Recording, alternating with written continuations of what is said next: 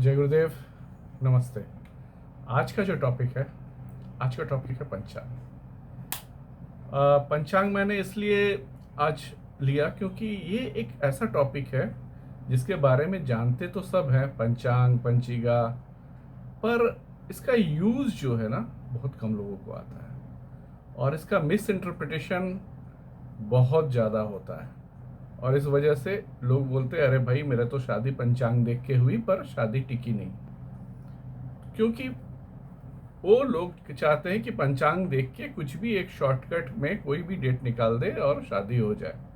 पर पंचांग एक बड़ा चैप्टर है और इसकी ज्ञान जो है धीरे धीरे बहुत हद तक विलुप्त हो गई और कुछ ही लोगों तक सिमट कर रह गया। आज पंचांग जानने वाले लोग बहुत कम हैं। पंचांग आखिर है क्या, या पंजिका है क्या आखिर? पंजिका 5 चीजों से बना हुआ है, इसीलिए पंच अंग पंचांग।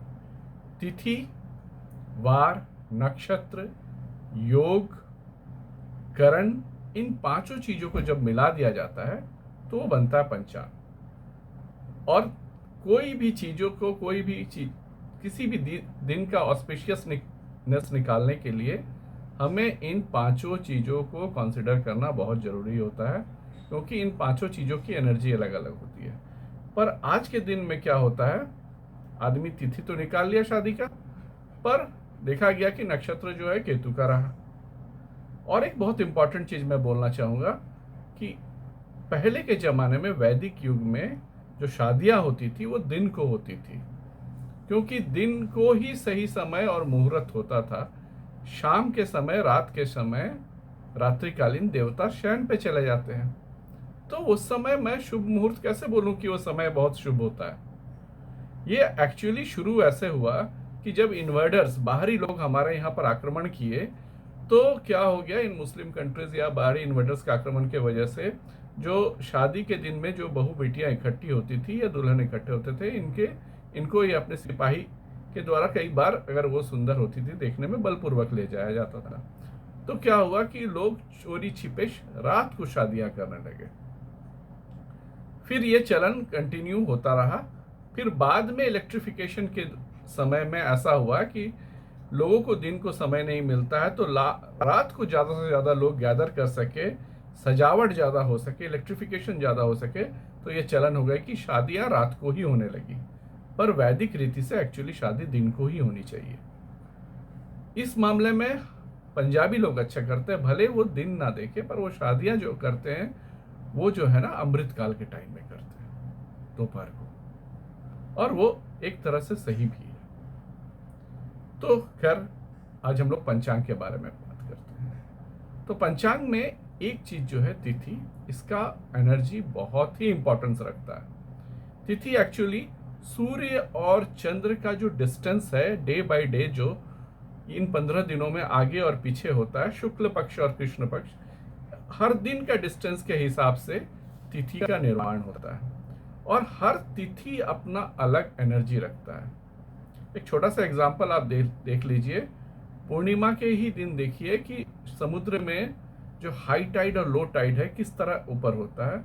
हमारा शरीर में भी जो 80% है वो वाटर सब्सटेंस है, वाटर एलिमेंट है, तो हमारा भी मूड उसी तरह स्विंग करता है। इसलिए बोला जाता है मेंटल असाइलम सेंटर्स में या पागल खाने में या मानसिक जो अस्पताल है उनमें बोला जाता है पूर्णिमा या अमावस्या को मेंटल अटैक सबसे ज्यादा आते हैं।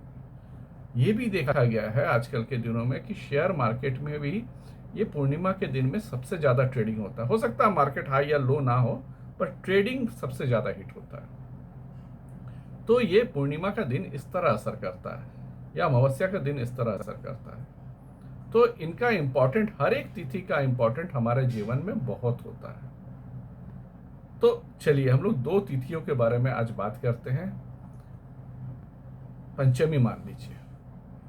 पंचमी तिथि के दिन देखिएगा, आप लोग जिनका भी जन्म होता है तो उनके लाइफ में कई चीजें बहुत इंपॉर्टेंट होती है और ये लाइफ लॉन्ग होती है।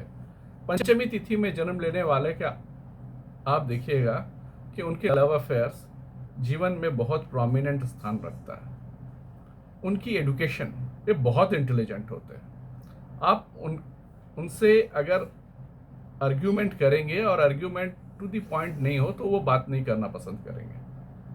पर अगर आप उनसे जेन्युइन तरीके से आर्गुमेंट करेंगे, बात करेंगे लॉजिकली, तो वो बात करना भी पसंद करते हैं, सुनना भी पसंद करते हैं। और इनकी देखिएगा कई बार जो है इनकी पढ़ाई शादी के बाद शुरू होती है और इनके पास इन जनरल 2, 3, 4 डिग्रियां होती है। मैं कुछ लोगों को जानता हूं पंचमी तिथि वाले को कि उनके एक के पास तो 17-18 डिग्रियां हैं और एक अभी भी 3-4 जगह से पढ़ाई करते जा रहे हैं। तो ये पंचमी तिथि की इफेक्ट है। इनका आप डीपी भी देख लीजिएगा तो इनका डीपी भी एजुकेशनल कोट्स होते हैं। इनका व्हाट्सएप डीपी आप देखिएगा या फेसबुक में डीपी, तो वो भी एजुकेशनल कोट्स होते हैं या लव कोट्स होते हैं। ये पंचमी तिथि का महत्व है। पर इनको अगर आप आर्ग्यूमेंट्स में डालिएगा तो बहुत ज़्यादा आर्ग्यूमेंट करना पसंद नहीं करते हैं और एक काम करते करते ये ऊब भी जाते हैं, क्योंकि ये हाईली इंटेलेक्चुअल होते हैं। तो वो ऊब के फिर दूसरे काम सोचते हैं या फिर सोचते हैं कि इस काम से मैं क्या सीख पा रहा हूँ, क्योंकि ये सीखने की तिथि है। तो ये है पंचमी तिथि की एनर्जी। चलिए एक और तिथि के बारे में बात करते हैं। अभी जन्माष्टमी गया तो अष्टमी तिथि के बारे में बात करते हैं। अष्टमी तिथि जाना जाता है कृष्णाष्टमी के लिए, राधाष्टमी के लिए। ये तिथि जो होती है ट्रांसफॉर्मेशन की होती है। आप देखिए कृष्ण का लाइफ, इनका लाइफ में जन्म जेल में हुआ, बड़े हुए कहीं और यशोदा माता के पास, फिर ये आ गए ऋषि के आश्रम में, फिर ये कंस का वध किए, फिर अपना जो सारा जो डायलॉग्स है इनका, जिनके वजह से ये आज भगवान जाने जाते हैं, कुरुक्षेत्र में दिए ये। तो इनका लाइफ में बहुत सारा ट्रांसफॉर्मेशन आपको देखने मिलेगा, लाइफ ऊपर से नीचे। तो अष्टमी तिथि के वाले लोगों को आप देखिएगा कि इनके लाइफ में बहुत सारा ट्रांसफॉर्मेशन रहता है और इनके वजह से दूसरों का लाइफ में भी बहुत सारा चेंजेस आता है। दूसरी बात ये देखेंगे, ये हाईली डिप्लोमेटिक होते हैं। ये हाईली डिप्लोमेटिक होते हैं। आप इनसे कोई चीज़ों का अगर आप टू द पॉइंट बोलिएगा कि इसमें आपका स्टैंड क्या है, तो वो अपना स्टैंड बताने के वजह के जगह पे आपको दोनों बातें बताएंगे और उसके बाद बोलेंगे कि आप सोच लो, ये दोनों बातें मैं बताया कि आप सोच लीजिए कि क्या बढ़िया है क्या नहीं। वो अपना स्टैंड आपको क्लियरली नहीं बोलेंगे। ये चलते भी हैं तो कई बार ये टेढ़े मेढ़े चलते हैं, सीधा नहीं चलते हैं, या खड़े होते हैं तो लीन करके खड़े होते हैं। तो इनकी डिप्लोमेसी इस तरह की होती है, पर इनके लाइफ में ट्रांसफॉर्मेशन भी होता है। अष्टमी की तिथि है तो कई बार इनका लाइफ में तंत्र और ब्लैक एलिमेंट्स का भी कई बार इफेक्ट होता है। तो इसी तरह हर एक तिथि का एक अलग अलग महत्व है और उसकी अलग अलग एनर्जी है। उसी एनर्जी के साथ वार का एनर्जी आता है, फिर नक्षत्र, फिर योग और करण।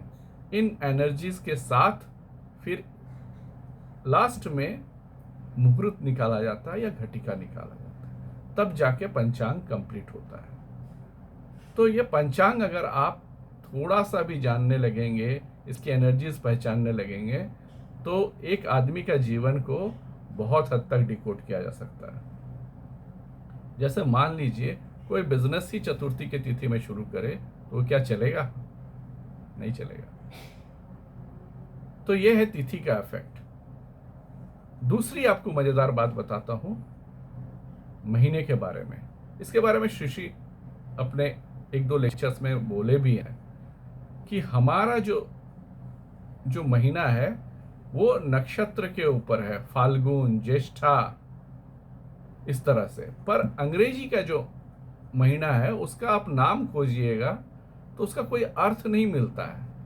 अगर अर्थ मिलेगा भी तो उसका अर्थ जो आपको है संस्कृत से ज़्यादा नज़दीक मिलेगा। उदाहरण तो मैं आपको कुछ बताता हूँ। जैसे आपका सितंबर, तो सितंबर होता सप्त अंबर, अक्टूबर अष्ट अंबर, नवंबर नवा अंबर, अंबर मतलब आसमान, दशंबर दशम अंबर, अगस्त षष्ठ सिक्स्थ। तो उस तरह देखिएगा तो मार्च आपका हो गया न्यू ईयर जो हमारे यहाँ मनाया जाता है। पर आप किसी अंग्रेज से पूछिएगा कि ये महीनों का नाम किस तरह से डिराइव हुआ वो नहीं बता पाएंगे। पर अगर आप देखिएगा ध्यान से तो अगस्त, सितंबर, अष्ट अंबर, नव अंबर, अंबर आसमान, तो इसका जो आपको सीधा सीधी पता चलेगा ये संस्कृत से डिराइव हुए।